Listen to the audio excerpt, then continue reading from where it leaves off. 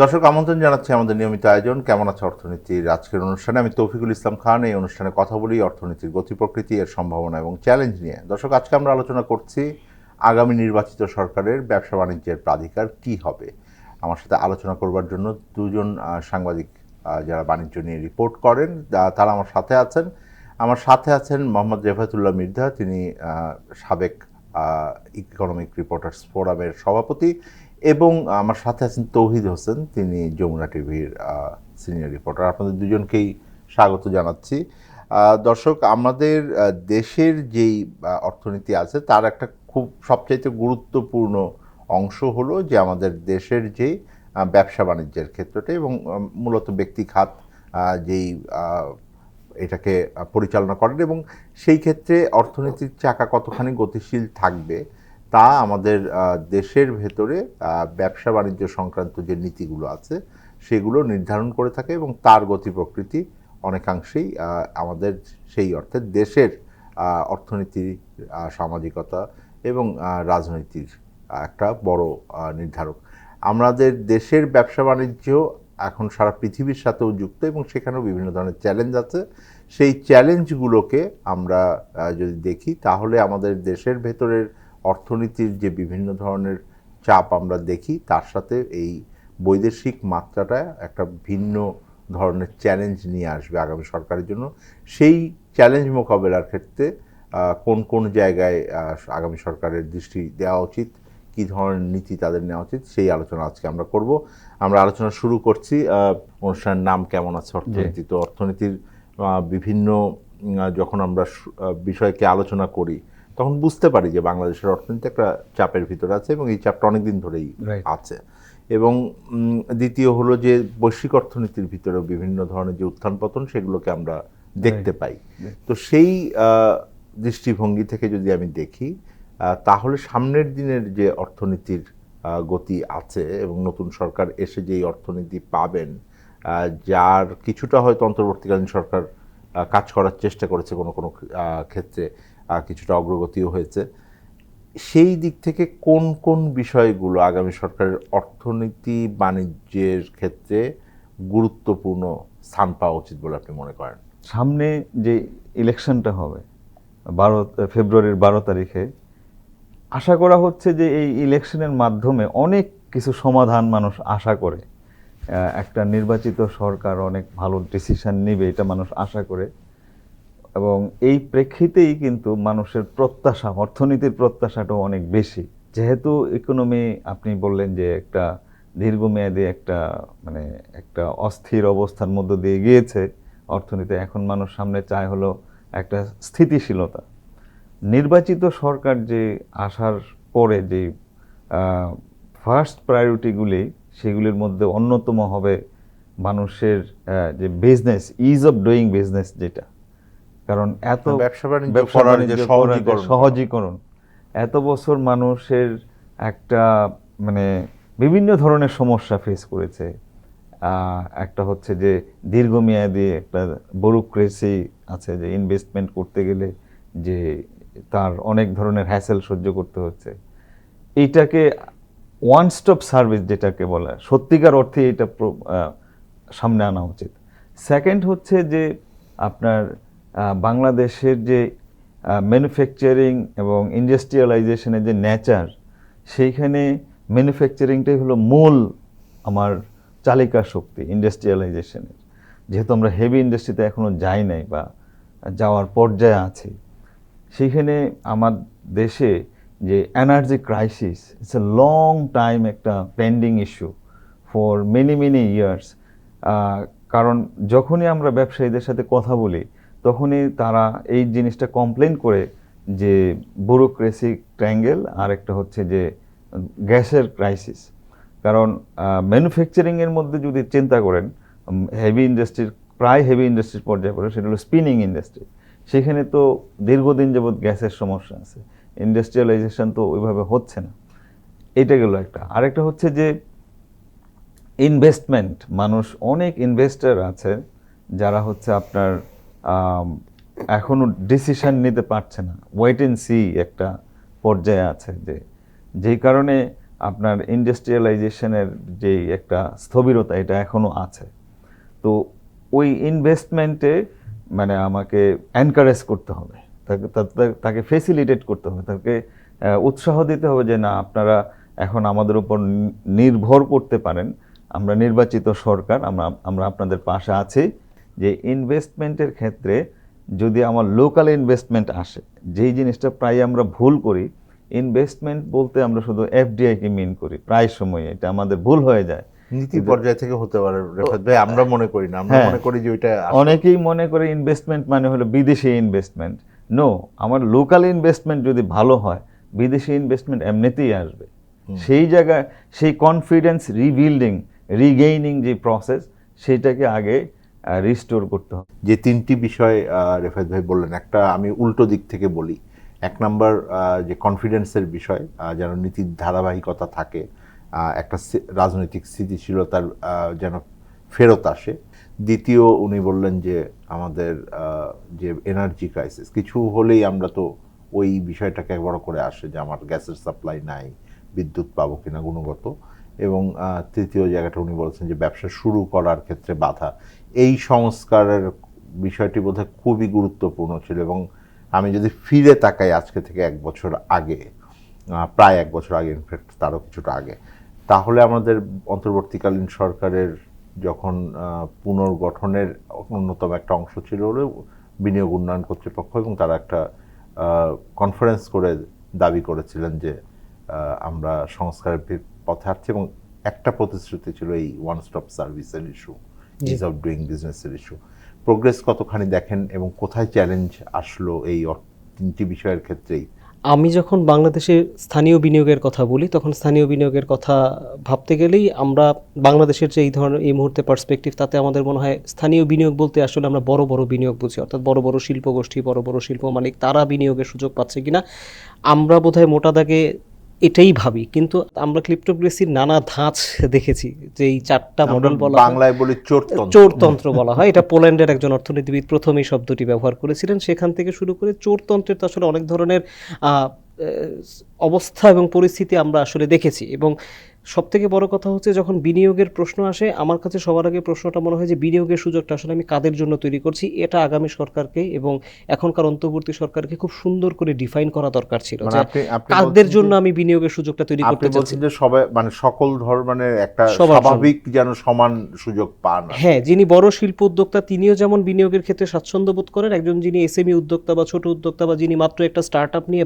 ভাবছেন, তার যেন ক্যাপিটাল নিয়ে কোনো ধরনের টেনশন না হয়। আমি সেটাকে, আমার কাছে ব্যক্তিগতভাবে মনে হয় সেটা বিনিয়োগের সবচেয়ে ভালো দিক, কনসিডারিং দ্য ফ্যাক্ট সাধারণ জনগণেরও বিনিয়োগের একটা সঠিক জায়গা থাকতে হবে। এবং সেটার জন্য আমরা দেখি যে এই মুহূর্তে সঞ্চয়পত্রে কিছু বিনিয়োগ ছাড়া আমাদের দেশের সাধারণ মানুষের আসলে বিনিয়োগের খুব বেশি জায়গা নেই। পুঁজিবাজারকে তো আমরা আসলে আমাদের জায়গা থেকে, আস্থার জায়গা থেকে হারিয়ে ফেলেছি। অর্থাৎ আমার কাছে মনে হয় যে বিনিয়োগের যখন আমি ভাবনাটা বলছি, রেফায়েত ভাই যেগুলো বলছিলেন, গ্যাস বিদ্যুতের সংকট, অন্যান্য পলিসি লেভেলের সংকট, নতুন উদ্যোক্তাদের জন্য ফান্ডিংয়ের সংকট, ডেফিনেটলি এগুলো আছে। কিন্তু আমার কাছে মনে হয় এক ধরনের আস্থার পরিবেশ তৈরি করা এই মুহূর্তে সবচেয়ে বেশি গুরুত্বপূর্ণ। মানুষকে এক ধরনের ইজ দেয়া, মেন্টাল পিস দেয়া। Cause ease of doing business হবে নাকি হবে না সেটা তো পরের কথা, কিন্তু আমি কি আসলে টাকাটা বিনিয়োগ করতে গিয়ে স্বাচ্ছন্দ্য বোধ করছি? আমি বিডার সাথে নিজে ব্যক্তিগতভাবে নিজের সাংবাদিকতার কাজে যখন আমি গিয়েছি, আমি কথা বলেছি, তারা যেটি বলেছেন, তারাও এটিকে ধরে নিচ্ছেন যে এক ধরনের রাজনৈতিক স্থিতিশীলতা দরকার, যেটি আগামী নির্বাচনের পরে নিশ্চিত হবে বলে আমরা আশা করছি। একই সাথে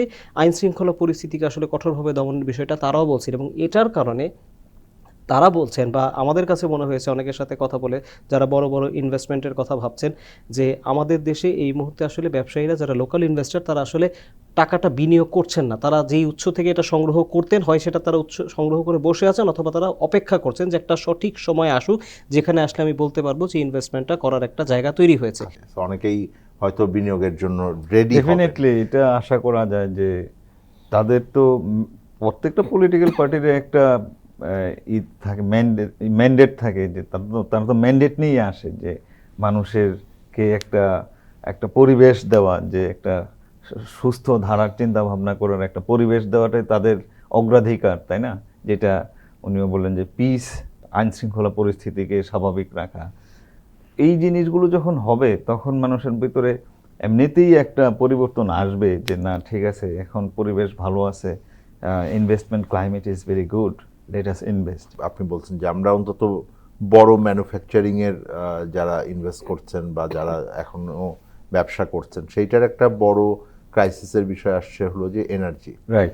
এবং এইটা মানে যদি সাপ্লাই কিছুটা উন্নতিও করে, দামটা এমন জায়গায় যায় ওইটা অস্বস্তির কারণ হয়ে যায়, আবার সাপ্লাই বাড়লেও সেটা ধারাবাহিকভাবে হবে কিনা সেটা নিয়ে এখন চিন্তা আছে। মানে ধরেন এখনকার সময় যেই এলপিজি গ্যাসের ক্রাইসিস সেটা যেমন আছে, কিন্তু নতুন ইনভেস্টররা আসলে পার্টিকুলারলি আপনি বিদেশি বিনিয়োগের কথা বলছিলেন যে ওইটার জন্য যেই গ্যাসের প্রেশারটা দরকার হবে এইটা এখনো পাওয়া যায় না।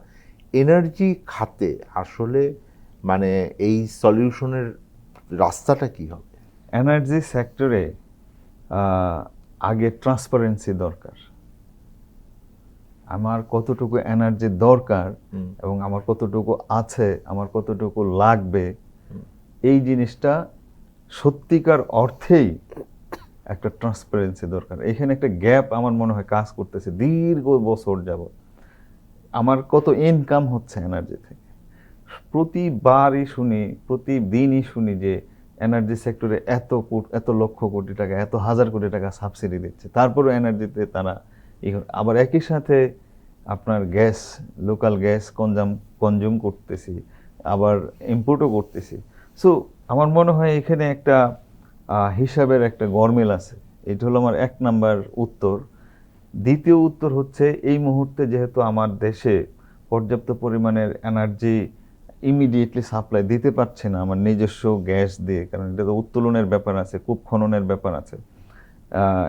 Immediately import is the best solution from, এটা আপনি স্পট মার্কেট থেকে আনতে পারেন অথবা দীর্ঘমেয়াদী চুক্তির মাধ্যমে আনতে পারেন, সেইগুলি সেকেন্ড চয়েস। মানে বাট আমাকে এনার্জি এখন দিতেই হবে। অনেকে বলে যে আমার দেশে ডলারের শর্টেজ আছে, ডলারের সংকট আছে। আই এগ্রি, আমি মনে করি সেটার তো কিছু উন্নতি হয়েছে। হ্যাঁ, উন্নতি হয়েছে, কিন্তু যেই জিনিসটা বাংলাদেশের মানুষের বা যারা পলিসি মেকার যে জিনিসটা খেয়াল করে না, সেটা হচ্ছে যে আমাকে ডলার আর্ন করে দিতে পারবে তাকে আমি কেন ফেসিলিটেট করছি না। সেটা হলো আমার দেশের ব্যবসায়ী। আমি তাকে ফেসিলিটেট করলে সে নিজে চাকা ঘুরিয়ে সে তো ডলার ইনকাম করতেছে আমাকে, এরকম না যে। তো ছোট করে যদি আমাকে বলেন, যেহেতু আপনি ওই জায়গার সাথে যুক্ত, সেটা হলো যে এই ওয়ান স্টপ সার্ভিসের অগ্রগতি আসলে হয়েছে কিনা, বা না হলে কেন হচ্ছে না বলে মানে আপনার কাছে কোনো তথ্য এখনো জানা আছে কিনা, বা বিডার পক্ষ থেকে এই ব্যাপারে কোনো স্পষ্ট কোনো বক্তব্য এসছে কিনা? ওয়ান স্টপ ক্রাইসিস সেন্টার যদি আপনি আগের বাস্তবতার সাথে এখনকার তুলনা করেন তাহলে ডেফিনেটলি কিছুটা উন্নতি যে হয়নি সেটি না, উন্নতি হয়েছে। এই অন্তর্বর্তী সরকারের একটা মেসেজ কিন্তু ক্লিয়ার ছিল যে তারা বিনিয়োগের যে একটা স্বাচ্ছন্দ্যের জায়গা, পরিবেশটা, এটা তারা নিশ্চিত করে বিনিয়োগ টানার একটা উদ্যোগ নিয়েছিলেন। কিন্তু এই বিনিয়োগটা শেষ পর্যন্ত তারা টানতে পারেনি। এখন এটাও বাস্তবতা তৌফিক ভাই, যে সবসময় শুধুমাত্র ওয়ান স্টপ সার্ভিস সেন্টার দিয়েই আপনি সব সমস্যার সমাধান করতে পারবেন না। আমি এটাকে বলছি এই জন্য যে ওইটা একটা সংস্কারের প্রতিশ্রুতি ছিল, সংস্কারের প্রতিশ্রুতি ছিল, এবং কিন্তু এটা বিডাতে হবে। যদি আমি নিজে ওয়ান স্টপ সার্ভিস সেন্টারে যখন আমি দেখেছি, আপনি যতটা আমরা ভাবছি যারা একদম এসেই মানুষের সমাধান হয়ে যাচ্ছে, ওখানে মানুষ বসছেন, ওখানে ডেস্কে লোক থাকছেন, ওখানে সাপোর্ট দেওয়ার মতো ব্যবস্থা হচ্ছেন, কিন্তু বিডাকে আসলে জিজ্ঞেস করা দরকার এই মুহূর্তে। এবং তারা যখন আমাদেরকে বলেছেন, তারা বলেছেন একটা কথা, তারা বলেছেন যে সরকারের সব বিভাগের ভিতরে এখনো সঠিক সমন্বয় এটি নিশ্চিত করা যায়নি। আপনি একই ছাদের নিচে অনেকগুলো সেবা দিচ্ছেন, কত গতিতে দিচ্ছেন? আপনি যেই কমিটমেন্ট করেছিলেন যে আপনি এত দিনের ভিতরে, সেই দিনের সীমাকে আসলে আপনি নির্ধারণ করতে পারছেন না। জমি সংক্রান্ত জটিলতা হচ্ছে, বিনিয়োগ সংক্রান্ত জটিলতা হচ্ছে, লিজ নিয়ে সেই লিজ সংক্রান্ত এই সংকট বা এই সমাধান ওয়ান স্টপ সার্ভিস হবে, এইটা আমি 20 বছর আগেও শুনেছি। এটা আমিও আমার সাংবাদিকতার গোড়া থেকে শুনছি। হ্যাঁ, আমি শুনেছি এই যে নতুন একটা সরকার আসলেও কি এই ক্রাইসিস থেকে যাওয়ার ঝুঁকি আছে কিনা। নতুন এই সরকারকে আসলে সবার আগে এই ম্যানেজমেন্টের জায়গাতে আন্তরিক হতে হবে। আমাদেরকে এই বিদেশি বিনিয়োগকারীদেরকে আমরা আসলে কতটা আন্তরিকতার সাথে বিনিয়োগের সুযোগ তৈরি করে দেব, সেই আন্তরিকতা ব্যবসায়ীদেরকে যেমন আসতে হবে, আমলাতন্ত্রকে এবং আমাদের যারা সরকারের প্রশাসনে আছেন তাদেরকে আসলে সিদ্ধান্ত নিতে হবে তারা কতটা দ্রুত সেবাটা দিতে চান। শুধু সরকার চাইলে হবে না। রেফাত ভাই, আপনি কি মনে করেন? বাংলাদেশ তো ধরেন যে একটা বহু ধাপ পেরিয়ে ব্যবসা বাণিজ্য হয়, সরকার বেসরকার প্রাইভেট সেক্টর ইকোনমি হচ্ছে 85% স্টেক তাদের, আর only 15% own by the government. But দেখে মনে হয় যেন government is running whole economy, তাই না? কিন্তু প্রাইভেট সেক্টরের স্টেক কিন্তু 85%। হ্যাঁ, তো এইখানে তো আমলাতন্ত্রের একটা ব্যাপার আছে, একবারে যে শেষ হয়ে যাবে তা কিন্তু না, একটু সময় লাগবে। বাট আশা করা যায় যে অবশ্যই একটু ইমপ্রুভমেন্ট তো হবে ডেফিনেটলি। ধন্যবাদ। আমি একটা ছোট বিরতিতে যাই, আলোচনায় আবার ফিরবো। দর্শক, আমরা আলোচনা করছিলাম যে আগামী সরকারের কাছে ব্যবসা বাণিজ্যের ক্ষেত্রে কোন জায়গাগুলোতে প্রাধিকার দেওয়া উচিত, সেই বিষয়গুলো আমরা খুঁজছি। বিরতিতে যাচ্ছি, বিরতির পর আমাদের সাথে থাকবে।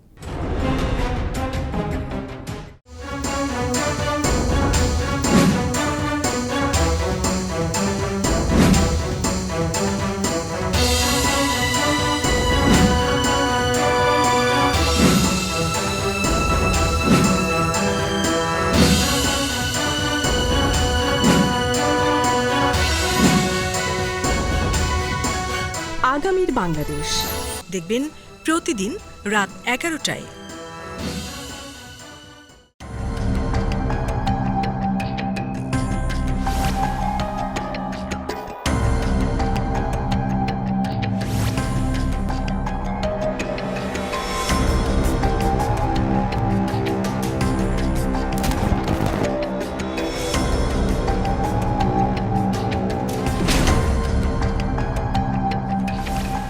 বিশেষ টকশো ফ্যাসিবাদের দিনলিপি দেখবেন প্রতি রবি থেকে বৃহস্পতিবার সন্ধে 6:30। দর্শক, আমন্ত্রণ জানাচ্ছি আমাদের নিয়মিত আয়োজন কেমন আছে অর্থনীতির আজকের পর্বে। আমি তৌফিকুল ইসলাম খান কথা বলছিলাম আমার দুজন সিনিয়র সাংবাদিক যারা অর্থনীতি নিয়ে সাংবাদিকতা করেন।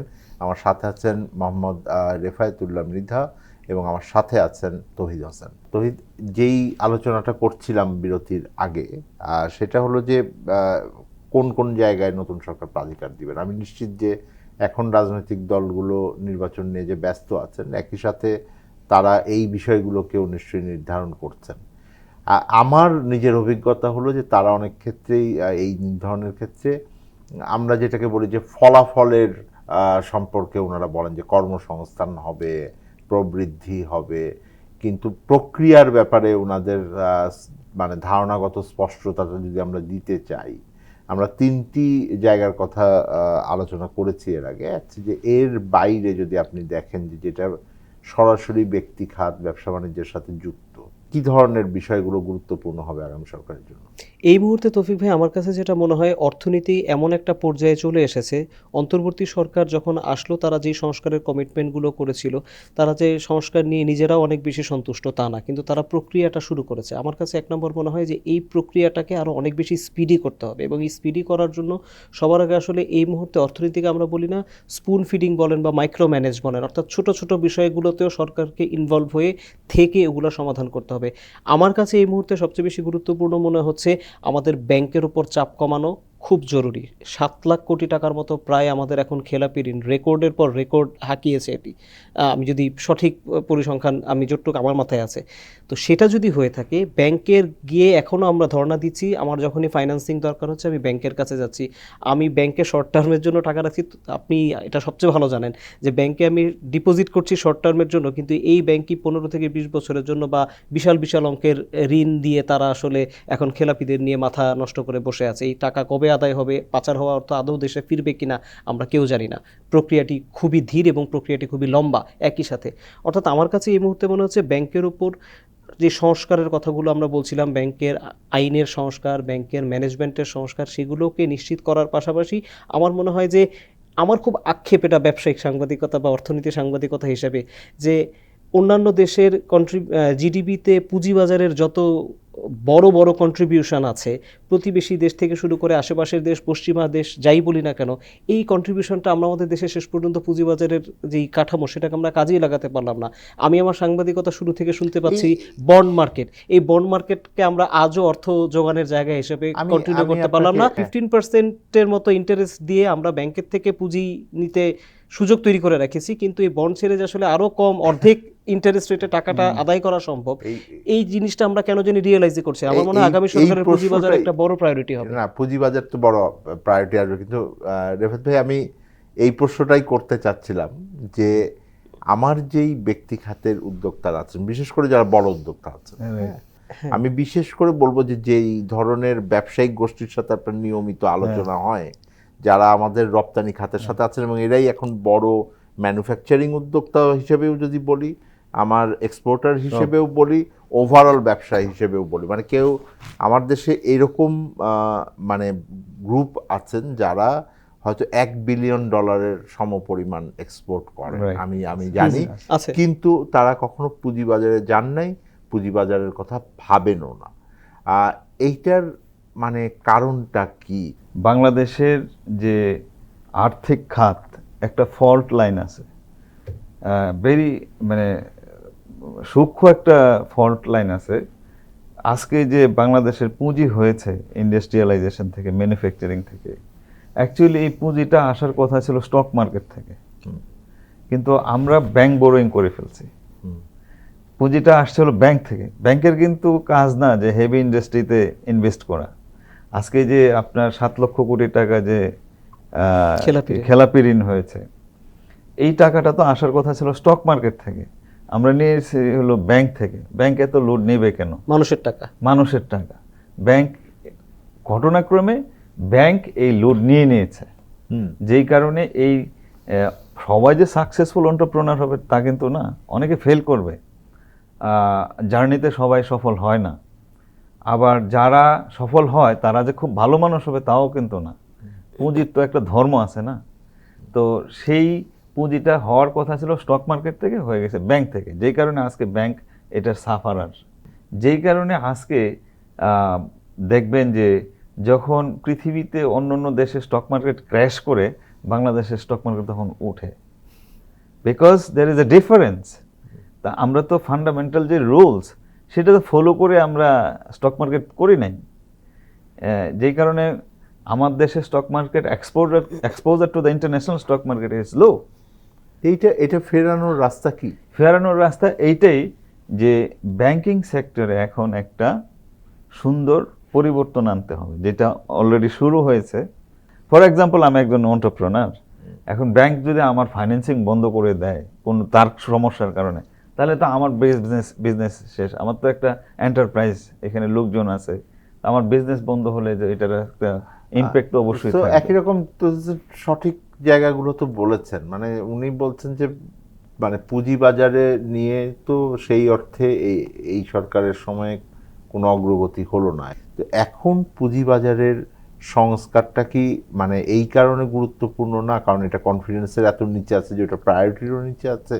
মানে কি ধরনের পদক্ষেপ আপনি আশা করছিলেন যেটা আপনি দেখেন না? আমরা তো সরকারের দিকে তাকিয়ে থাকি বা বাংলাদেশ সিকিউরিটিজ অ্যান্ড এক্সচেঞ্জ কমিশনের কার্যক্রমের দিকে তাকিয়ে থাকি। আমার কাছে মনে হয় যে আমাদের দেশের পুঁজিবাজার একটু ম্যাচিউরলি বিহেভ করবে যখন আমাদের দেশের বড় বড় শিল্প প্রতিষ্ঠানগুলো, শিল্প গ্রুপগুলো, যাদের কথা আপনি বলছিলেন যে যারা যখনই ঋণ নিতে যায় তারা প্রথমে ব্যাংকের কথা ভাবে, তারা পুঁজিবাজারের কথা ভাবে না।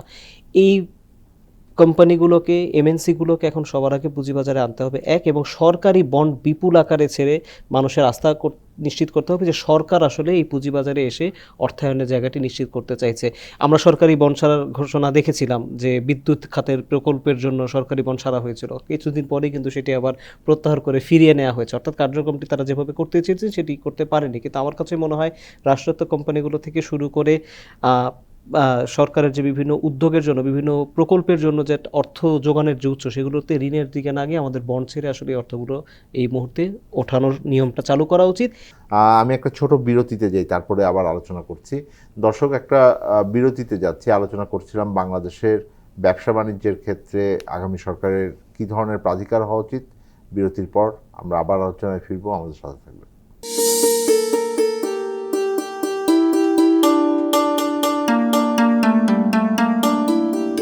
আরে জামাইরে আগে দাও। দিতাছি তো, জামাই কতদিন পরে আসলো। আম্মা, আপনার হাতের তরকারির মজাই আলাদা। কি সুন্দর কালার, জুত মতন সেদ্ধ, বিশেষ করে ডাইলের যা কালার আর স্বাদ। সবাই তো টিউবওয়েলের পানিতে রান্না করে, আমি রান্না করি পুকুরের পানি দিয়ে। কোন কি? পুকুর তো খোলা, পুকুরের পানিতে মানুষ গোসল করে, কাপড় চোপড় কাচে, হাঁস ভাসে সেই পানিতে। সেই পানি দিয়ে আপনি রান্না বান্না করছেন, কাম সারছি। মরে যাবেন তো আম্মা, একদম মরে যাবেন। কই মুড়ি নাই তো এখনো। বুঝছি, এই জন্য আব্বা আপনি মাঝে মাঝে সাবিয়াও পেটের সমস্যায় ভোগে। থামো। এই তুমি সব সময় সবার ভুল ধরো কেন? না রে মা, জামাই বাবাজি ঠিক কথাই কইছে। শুধু আমরা না, আমাকে পুকুরের পানি যারাই ব্যবহার করে তারা প্রত্যেকেই পেটের সমস্যায় ভোগে।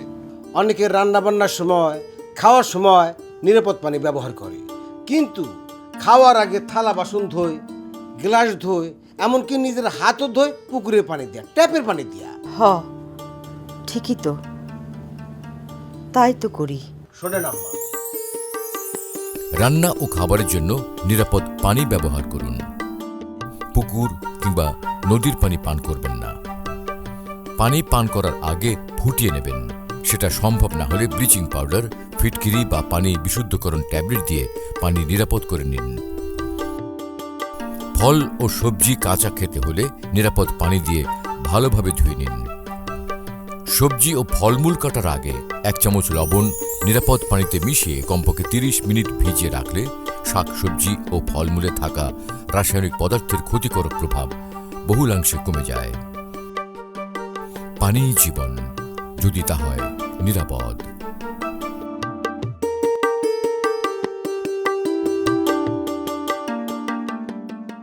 দর্শক আমন্ত্রণ জানাচ্ছি আমাদের নিয়মিত আয়োজন কেমন আছে অর্থনীতির আজকের পর্বের শেষ ভাগে। আমি তৌফিকুল ইসলাম খান কথা বলছিলাম আমার দুজন সাংবাদিক অতিথির সাথে।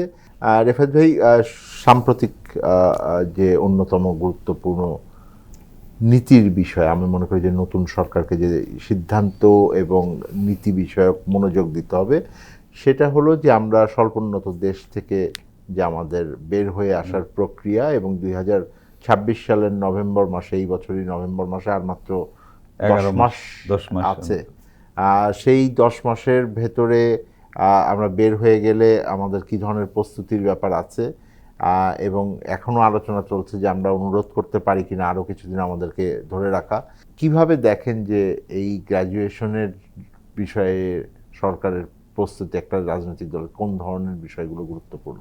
প্রথমত হচ্ছে যে এই যে ব্যাংকিং সেক্টর নিয়ে কথা বললাম, যেটা ব্যাংকিং সেক্টরের interest rate is way high, আর অ্যাক্সেস টু ফাইন্যান্স অনেক ডিফিকাল্ট হয়ে গেছে, এটা আরও ইজি করা দরকার। দ্বিতীয় হচ্ছে যে ইন্টারন্যাশনাল রিলেশনস নতুন সরকারের যে আসবে, ডেফিনেটলি এই জায়গাটায় অনেক গুরুত্ব দিতে হবে। আপনি ইকোনমিক ডিপ্লোমেসি যেটা, এটা মাস্ট। কারণ হচ্ছে আমার তো এখানে প্রোডাক্টটা সেল করতে হবে বাইরে গিয়ে।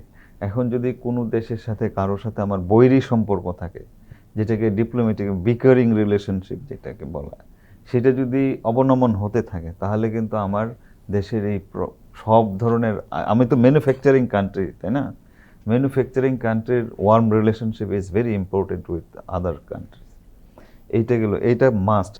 আমরা বলি যে সবসময় মানে উইনার্স অ্যান্ড লুজার্স থাকে আপনি যে কোনো পলিসি ডিসিশন হলে।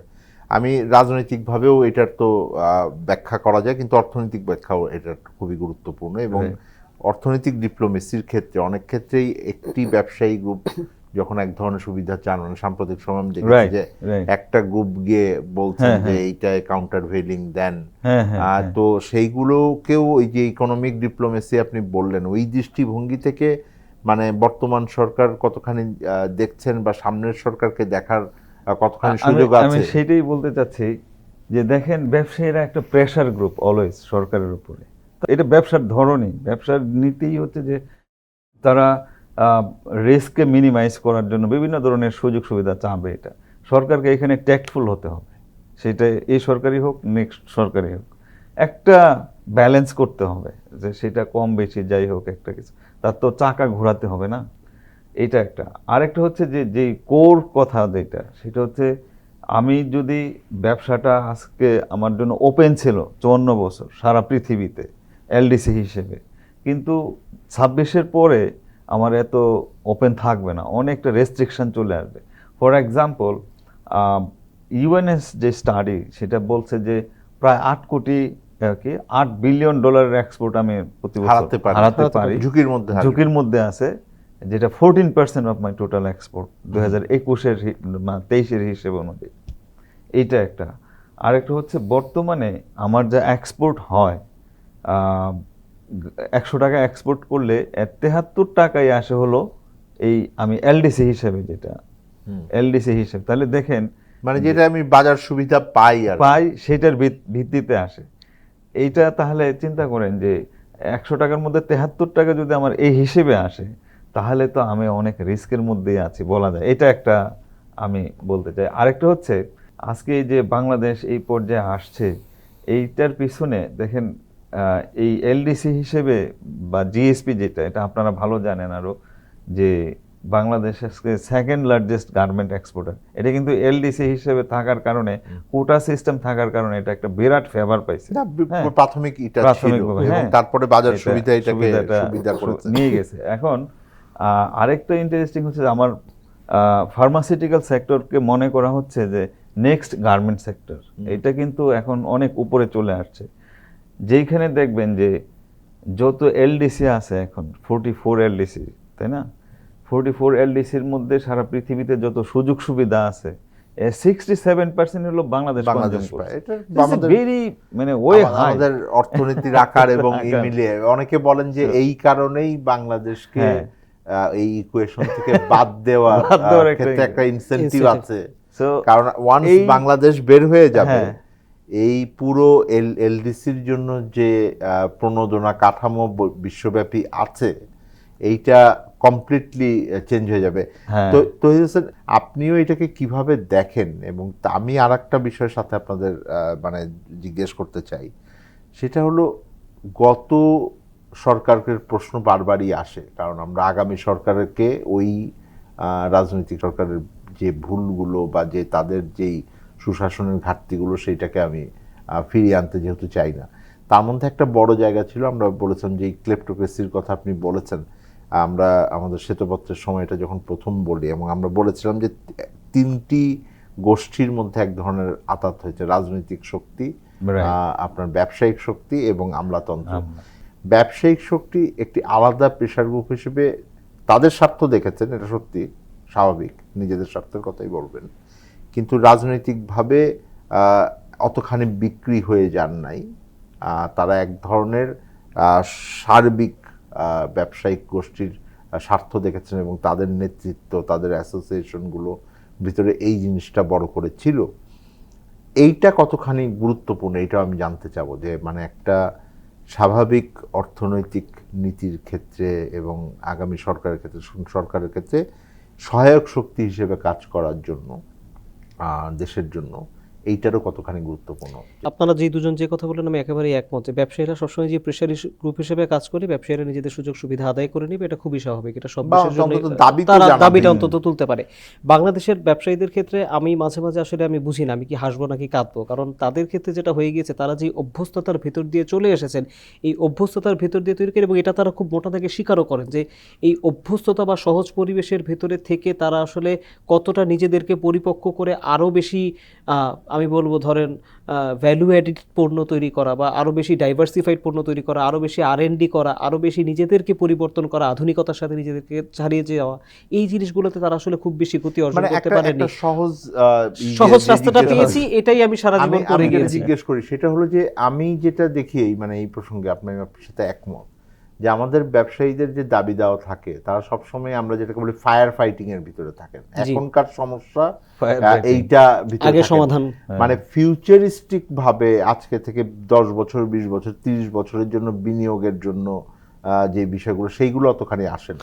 ভিশনারি বিজনেস আসলে সব বাংলাদেশের কেউই করে না সেটা আমি বলবো না, কিন্তু এই সংখ্যাটি হয়তো আমরা যদি ব্যবসায়িক গোষ্ঠী হিসেবে চিন্তা করি, আপনি যখন অ্যাভারেজ দেখবেন তখন মনে হবে কি তারা যেটা করছেন এটাই সারা জীবন করে যেতে চান। আমি বুঝতে পারি সাংবাদিক হিসেবে এটা খুব মোটা থাকে যে এলডিসি গ্র্যাজুয়েশন হলে আমাদের ব্যবসায়ীরা এবং আমাদের শিল্প গোষ্ঠীরা নিঃসন্দেহে চাপে পড়বেন, এটা নিয়ে কোনো প্রশ্ন নেই। কিন্তু কথা হচ্ছে এই চাপটা আসলে আমি কতদিন এইভাবে ধরে রাখবো? আমাকে তো কোনো না কোনো দিন এলডিসি গ্র্যাজুয়েশন থাকতে পারবে, তো সারা জীবন এলডিসি থেকে যেতে পারবো না। অর্থাৎ এই জায়গাটাকে, ঠিক আছে আমি 2026 সালে 10 মাস পরে গ্র্যাজুয়েশন করলাম না, ওনারা বলছেন আগামী 3 থেকে 5 বছরের ভিতরে ওনারা প্রস্তুত হবেন, তাহলে এই রোডম্যাপটা তৈরি হয়ে যেতে হবে এবং সেটাকে এক্সিকিউট করার জন্য যা যা করতে হবে সেটা আগামী সরকারকে এসে সবার আগে নিশ্চিত নিশ্চিত করতে হবে যে আমি এইভাবে করে, ঠিক আছে, you are committed that you are going to graduate in next 3 years, তাহলে আমরা কি করবো, আসেন আমরা সবাই মিলে একসাথে করি। সমস্যাটা বলি, সেটা হলো যে এলডিসি থেকে আমরা গ্র্যাজুয়েট করব কি করব না, এটা আমাদের উপর নির্ভর করে না। আর সুতরাং আমরা চাইলেই হবে তা না, আমরা হয়তো বড় জোর আবেদন করতে পারি। কিন্তু দ্বিতীয় বিষয় হলো যে এই কৌশলপত্রটি তৈরি হয়েছিল, এটা যে একেবারে খুব খারাপ হয়েছে তা নয়, এটার ভিতরে আপনি পরিমার্জন পরিবর্তন করতে পারেন, কিন্তু একটা কৌশলপত্র ছিল, বাস্তবায়ন নিয়ে অগ্রগতি খুব একটা নাই, সেইটা একটা বড় বিষয়। আমার মনে হয় যে আমরা অনুষ্ঠান এই জায়গায় শেষ করি যে ওই জায়গাটা আমাদের ব্যবসায়িক যে বিভিন্ন বিষয়গুলো সেখানেও এসেছিল এবং সেইটা একটা অগ্রাধিকারের ভিতরে থাকবে আগামী সরকারের জন্য, এটা আমরা বুঝতে পারি। দর্শক, আমরা আলোচনা আজকে শেষ করছি। আমরা আলোচনা করছিলাম যে নির্বাচিত সরকারের জন্য ব্যবসায়ীদের বা ব্যবসা বাণিজ্যের দৃষ্টিভঙ্গি থেকে কোন বিষয়গুলোকে গুরুত্ব দিয়ে আসলে আগামী সরকারকে তাদের কর্মসূচি নির্ধারণ করতে হবে। সেখানে অনেকগুলো বিষয় উঠে এসছে, যার মধ্যে ব্যবসাকে শুরু করা থেকে যদি আমি ধরি একটি বিষয়, তারপরে আমাদের যে জ্বালানি নিশ্চয়তা, আমাদের আর্থিক খাত এবং বিনিয়োগের জন্য অর্থায়ন, এবং একই সাথে আমার যেই এলডিসি থেকে আমরা বের হয়ে আসছি গ্র্যাজুয়েশন, তার ভেতরে যে চ্যালেঞ্জগুলো আছে সেইটাও গুরুত্বপূর্ণ। একই সাথে যেটা বলতে হয় সেটা হলো যে ব্যবসায়িক গোষ্ঠীরাও যেন তাদের সামষ্টিক স্বার্থের ভিতরে এটা থাকেন। আগে যেভাবে রাজনৈতিক শক্তির সাথে একতাবদ্ধ হয়ে চোরতন্ত্রের যেই গঠনটা তৈরি হয়েছিল, তার থেকে ব্যবসায়িক গোষ্ঠী যেন বের হয়ে আসতে পারেন, তাদের নেতৃত্ব যে সেই জায়গাটাতে গুটি কয়েক ব্যবসায়ীরাই শেষ পর্যন্ত লাভবান হয়েছেন। বাংলাদেশের যে কোটি কোটি ব্যবসায়ী, তারা তো আসলে সেইটার সাথে যুক্ত হইতে পারেন না এবং সেই বিষয়ের ভিতরে তারা যুক্ত ছিলেন না। সেই বিষয়গুলো আমার মনে হয় যে গুরুত্ব দিয়ে রাজনৈতিক সরকার বিবেচনা করবেন, যে দিন শেষে তাদের গণতান্ত্রিক জবাবদিহিতার জন্য একটি স্বাধীন, শক্তিশালী এবং সক্ষমতাযুক্ত একটি ব্যবসায়িক গোষ্ঠী আমাদের দেশের অর্থনীতির জন্য প্রয়োজন। দর্শক, আমরা অনুষ্ঠান আজকে শেষ করছি। এই অনুষ্ঠানে আমরা আবার ফিরে আসব, জানতে চাইব কেমন আছে অর্থনীতি।